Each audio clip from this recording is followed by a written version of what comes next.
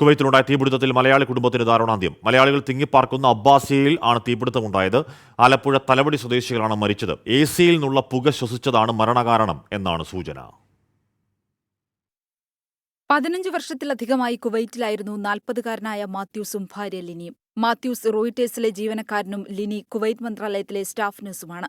മകൾ ഐറീൻ 8ാം ക്ലാസ്സിലും മകൻ ഐസക് 4ാം ക്ലാസ്സിലും. കുവൈറ്റിൽ തന്നെയായിരുന്നു വിദ്യാഭ്യാസം. ഒരു മാസം നാട്ടിൽ അവധി ആഘോഷിച്ച് വ്യാഴാഴ്ച രാത്രിയോടെയാണ് കുടുംബം മടങ്ങിയത്. വെള്ളിയാഴ്ചയാണ് കുവൈറ്റിൽ തിരിച്ചെത്തിയത്. ഫ്ളാറ്റിൽ ഉറങ്ങിക്കിടക്കുമ്പോഴായിരുന്നു അപകടം. എയർ കണ്ടീഷന്റെ തകരാറ് മൂലം വന്ന വിഷപ്പുക ശ്വസിച്ചാണ് മരണമെന്നാണ് പ്രാഥമിക വിവരം. പ്രവാസി ജീവിതത്തിലെ സമ്പാദ്യം കൊണ്ട് 2 വർഷങ്ങൾക്ക് മുൻപാണ് നാട്ടിൽ മാത്യൂസ് വീട് പണിതത്. സാധിക്കുമ്പോഴെല്ലാം നാട്ടിൽ വന്നുപോയിരുന്ന മാത്യൂസിനും കുടുംബത്തിനുമുണ്ടായ ദുരന്തം ബന്ധുക്കൾക്കും നാട്ടുകാർക്കും ഇതുവരെ വിശ്വസിക്കാനായിട്ടില്ല. നിലവിൽ കുട്ടികളുടെ പോസ്റ്റ്മോർട്ടം നടപടികൾ പൂർത്തിയായി. മൃതദേഹങ്ങൾ നാട്ടിലെത്തിക്കാനുള്ള ക്രമീകരണങ്ങൾക്കായി കുവൈറ്റിലെ ഇന്ത്യൻ അംബാസിഡറുമായും വിദേശകാര്യമന്ത്രി ഡോക്ടർ S. ജയശങ്കറുമായും കേന്ദ്രമന്ത്രി സുരേഷ് ഗോപിയും മാവേലിക്കര MP കൊടിക്കുന്നിൽ സുരേഷും ബന്ധപ്പെട്ടിട്ടുണ്ട്. 24 ആലപ്പുഴ.